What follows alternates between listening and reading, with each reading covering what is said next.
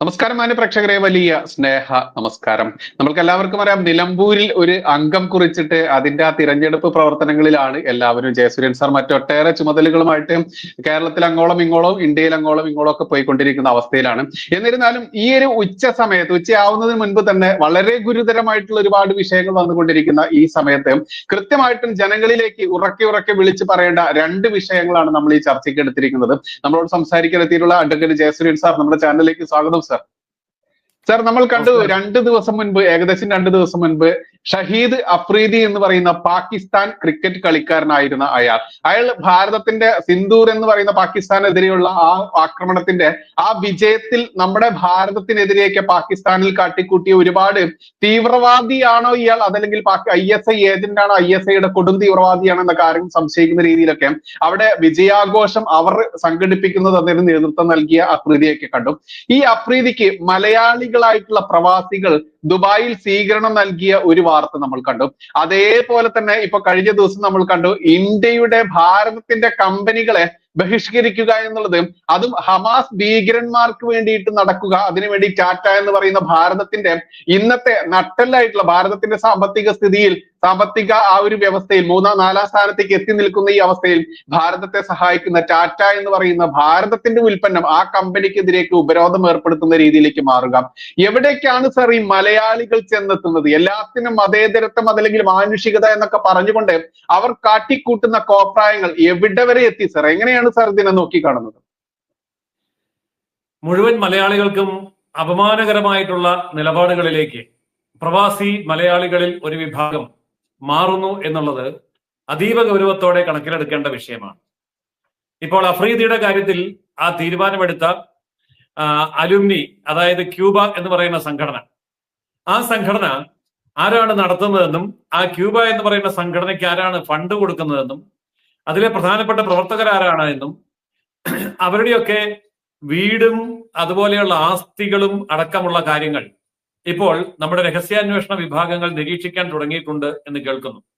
അതായത് ഇന്ത്യ എടുത്തിരിക്കുന്ന നിലപാട്, ഇവരിപ്പോൾ ഉള്ള രാജ്യങ്ങൾ എടുത്തിരിക്കുന്ന നിലപാട്, അത് ദുബായ് ആണെങ്കിലും അത് UAE ആണെങ്കിലും അല്ലെങ്കിൽ 7 എമിറേറ്റ്സുകളിൽ എവിടെയാണെങ്കിലും മിഡിൽ ഈസ്റ്റ് രാജ്യങ്ങൾ ഏത് തന്നെയാണെങ്കിലും, ഈവൻ സൗദി അറേബ്യ ആണെങ്കിൽ പോലും അല്ലെങ്കിൽ ഖത്തർ ആണെങ്കിൽ പോലും തീവ്രവാദ പ്രവർത്തനങ്ങൾക്ക് വിരുദ്ധമായ ഒരു നിലപാട് ആഗോളതലത്തിൽ അവർ സ്വീകരിച്ചിട്ടുണ്ട്. എന്ന് മാത്രമല്ല, തീവ്രവാദ സ്വഭാവമുള്ള പ്രവർത്തനങ്ങളിൽ ഏർപ്പെട്ടിരിക്കുന്നവരെ അവരുടെ രാജ്യങ്ങളിൽ തന്നെ അവരെ നോട്ട് ചെയ്യുന്നുണ്ട്. അവിടുത്തെ രഹസ്യ പോലീസ് സംവിധാനങ്ങളും ഇവരെയൊക്കെ തന്നെ വിശദമായി നിരീക്ഷണത്തിൽ വെച്ചിട്ടുണ്ട്. അതുകൊണ്ട് അവരുടെ ഭാഗത്തു നിന്നും കടുത്ത നടപടികൾ ഉണ്ടാകും.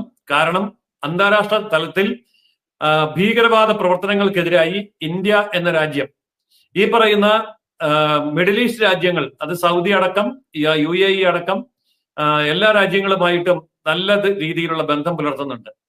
അപ്പോൾ ഒരു കാര്യം വളരെ വ്യക്തമാണ്, അഫ്രീദിക്ക് സ്വീകരണം കൊടുത്തത് ഭീകരവാദികൾ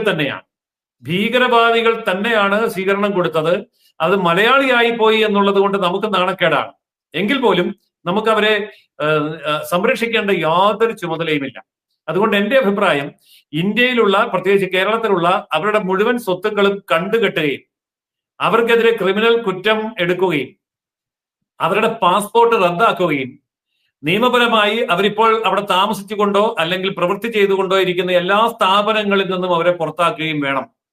കടുത്ത നിലപാടിലേക്ക് ഭാരതവും അവിടുത്തെ രാജ്യങ്ങളും, അതായത് ഇവർ ഏത് രാജ്യത്താണോ ഇപ്പൊ താമസിക്കുന്നത് ആ രാജ്യങ്ങളും കടുത്ത നിലപാടുകളിലേക്ക് പോകണം എന്നാണ് വ്യക്തിപരമായി എന്റെ അഭിപ്രായം. കാരണം ഇവര് കടുത്ത ഭാരത വിരോധമാണ്, ഇന്ത്യ വിരുദ്ധതയാണ് അവിടെ പ്രകടിപ്പിച്ചത്. അങ്ങനെയുണ്ടെങ്കിൽ ഇന്ത്യയുടെ പാസ്പോർട്ട് ക്യാൻസൽ ചെയ്ത് ഇവനൊക്കെ പാകിസ്ഥാനിൽ പോട്ടെ, ഇല്ലെങ്കിൽ ചൈനയിൽ പോട്ടെ, വേറെ എവിടെയെങ്കിലും ഒരു രാജ്യത്ത് ഇവനെ കയറ്റുമെങ്കിൽ കേട്ടട്ടെ. അതുകൊണ്ട് കടുത്ത നിലപാടുകളിലേക്ക് രാജ്യം പോവേണ്ട ഒരു സമയമാണിത്. രാജ്യം എന്ന് പറയുമ്പോൾ ഇന്ത്യ എന്ന് മാത്രമല്ല ഞാൻ ഉദ്ദേശിക്കുന്നത്, മിഡിൽ ഈസ്റ്റിലുള്ള മുഴുവൻ ഗൾഫ് കൺട്രീസും അവരൊക്കെ തന്നെ ഈ കടുത്ത നിലപാടുകൾ എടുക്കേണ്ടതുണ്ട്. ഇപ്പോൾ പുറത്തു വരുന്ന പല വാർത്തകളിലും പറയുന്നു, കാശ്മീരികൾ അതുപോലെ തന്നെ പാകിസ്ഥാനികൾ, അതുപോലെ തന്നെ ബംഗ്ലാദേശികൾ, ഇങ്ങനെയൊക്കെയുള്ള രാജ്യങ്ങളിൽ നിന്ന് തൊഴിലാളികളെ വേണ്ട. പല രാജ്യങ്ങളിലും മുസ്ലിങ്ങളെ വേണ്ട. ഇന്ത്യയിൽ നിന്ന് വരുന്ന ആൾക്കാരാണെങ്കിൽ പോലും ഇന്ത്യൻ മുസ്ലിങ്ങളെ വേണ്ട. കാരണം എന്താണ്? തീവ്രവാദ സ്വഭാവമുള്ളവര് മദ്രസ പൊട്ടന്മാരായി ചെറുപ്പം മുതൽ തന്നെ തീവ്രവാദം പഠിച്ചും പ്രചരിപ്പിച്ചും പ്രവർത്തിച്ചും ലോകമെമ്പാടുമുള്ള ചാവേർ ബോംബുകളായും ഇവർ രാജ്യങ്ങളിൽ പോയി പൊട്ടിത്തെറിച്ചും ഇവിടെ തന്നെ ആയുധ പരിശീലനം കൊടുത്തും ഒക്കെ തന്നെ ഇവര് വളരെ ശക്തമായ രീതിയിലാണ് നിലകൊള്ളുന്നത്. നോക്കൂ, ഒരു കാര്യം കൂടിയുണ്ട്. കേരളത്തിലാണ് ഇവരെല്ലാം അഴിഞ്ഞാടുന്നത്. എന്താ കാരണം? കേരളത്തിലെ LDFും UDFും ഇവിടുത്തെ പോലീസും രഹസ്യാന്വേഷണ സംവിധാനങ്ങളും ഒക്കെ ഇവർക്ക് സുരക്ഷിതമായിട്ടുള്ള മറ ഒളിത്താവളങ്ങൾ ഒരുക്കി കൊടുത്തിരിക്കുന്നു എന്നുള്ളതാണ്. അപ്പൊ അതുകൊണ്ട് ഇവരുടെ ഏതൊരു ഭീകരപ്രവർത്തനവും ഏത് തരത്തിലുള്ള നീക്കങ്ങളും ഇവിടെ സ്വാഗതം ചെയ്യപ്പെടുകയാണ്. അവരെയൊക്കെ ഇവിടെ ബുദ്ധിജീവികളും സാംസ്കാരിക നായകന്മാരുമാക്കി വാഴ്ത്തുകയാണ്. അവർക്കൊക്കെ അവാർഡ് കൊടുക്കുകയാണ്.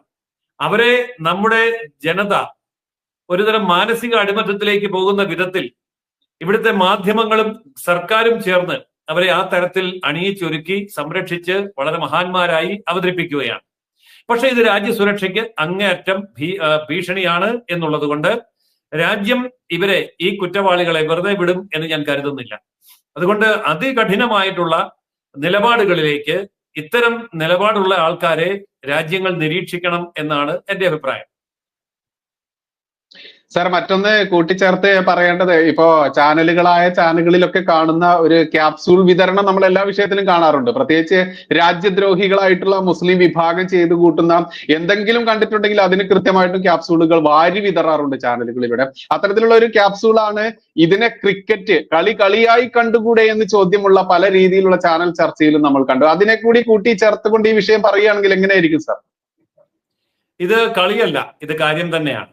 കാരണം കളിയുടെ മറയിട്ടുകൊണ്ട് ക്രിക്കറ്റാണ്, ഫുട്ബോളാണ്, സിനിമയാണ്, അല്ലെങ്കിൽ കവിതയാണ്, സാഹിത്യമാണ് എന്നൊക്കെ പറഞ്ഞുകൊണ്ട് ഭീകരവാദം ജനമനസ്സുകളിലേക്ക് ഒളിച്ചു കിടത്തുന്ന ഒരു തന്ത്രം മാത്രമാണ് ഇത്. തക്കിയ എന്നൊക്കെ പറയുമല്ലോ, ഒരു തന്ത്രം മാത്രമാണിത്. അപ്പൊ ആ തന്ത്രത്തെ തന്ത്രമായിട്ട് തന്നെ കണ്ടുകൊണ്ട് അതനുസരിച്ച് തന്നെ നേരിടേണ്ടത് വളരെ അത്യാവശ്യമാണ്. ഇപ്പൊ ഒരാള് ഒരു കവിത എഴുതി അയാൾ ഭീകരവാദിയാണെങ്കിൽ അവനെ ഭീകരവാദി എന്ന് തന്നെയാണ് വിളിക്കേണ്ടത്, കവി എന്നല്ല വിളിക്കേണ്ടത്. ഒരാളൊരു സിനിമ നടത്തി ഒരാളൊരു പാട്ടുപാടി ഭീകരവാദത്തിന് വേണ്ടി ഉള്ള കാര്യമാണ് അവൻ ചെയ്യുന്നതെങ്കിൽ അവനെ ഭീകരവാദി എന്ന് വിളിക്കണം. അവനെ സിനിമാക്കാരനെന്നോ പാട്ടുകാരനെന്നോ കവിയെന്നോ ചിത്രകാരനെന്നോ ഒന്നും വിളിക്കാൻ പാടില്ല. ഇതൊക്കെ ഒരു മറയാണ്. ഇതിനെയൊക്കെ ഒരു മറയാക്കി കണ്ടുകൊണ്ട് അവർക്കൊക്കെ കുറച്ച് അവാർഡുകൾ കൊടുത്തു. ശ്രദ്ധിച്ചു നോക്കൂ, ഇവരുടെയൊക്കെ അവാർഡ് കിട്ടുന്നത് എവിടുന്ന? അവാർഡ് കിട്ടുന്നത് കൂടുതലും ഗൾഫിൽ വെച്ചാണ്, അല്ലെങ്കിൽ ഗൾഫിലെ സംഘടനകളാണ് അവാർഡ് കൊടുക്കുന്നത്. കേരളത്തിലാണെങ്കിലും തീവ്രവാദ നിലപാടുകളുള്ളവരാണ് ഇത്തരം അവാർഡുകളും പുരസ്കാരങ്ങളും ഒക്കെ സംഘടിപ്പിക്കുന്നത്. അതായത് രാജ്യത്തിനെതിരെ കുരയ്ക്കുന്ന ഇത്തരം ആൾക്കാർക്ക് അംഗീകാരങ്ങളും അവാർഡുകളും പണവും സ്വീകരണവും എല്ലാം കൊടുക്കുമ്പോൾ അവർക്ക് അത് വലിയൊരു പ്രോത്സാഹനമാണ്. അത് അതിനേക്കാൾ ഗുരുതരമായിട്ടുള്ള തീവ്രവാദ പ്രവർത്തനമായി പരിഗണിക്കേണ്ടിയിരിക്കുന്നു. കാരണം ഇത്തരം രാജ്യവിരുദ്ധ ശക്തികൾക്ക് അവാർഡ് നൽകുകയും സ്വീകരണം കൊടുക്കുകയും അവരെ ആഘോഷപൂർവ്വം അണിയിച്ചൊരുക്കി ആനയിക്കുകയും മരിച്ചു കഴിഞ്ഞാൽ ആനപ്പുറത്ത് കയറ്റി എഴുന്നള്ളിക്കുകയും ഒക്കെ ചെയ്യുന്ന അതിതീവ്രമായിട്ടുള്ള ഒരു നിലപാടിലേക്ക് ഏതാനും പേർ കടന്നു വന്നുവെങ്കിൽ അവരെ ഒരിക്കലും നമ്മൾ അംഗീകരിക്കാൻ പാടില്ല. അവരെ നിയമത്തിന്റെ മുമ്പിൽ കൊണ്ടുവന്ന് മാതൃകാപരമായി ശിക്ഷയാണ് കൊടുക്കേണ്ടത്.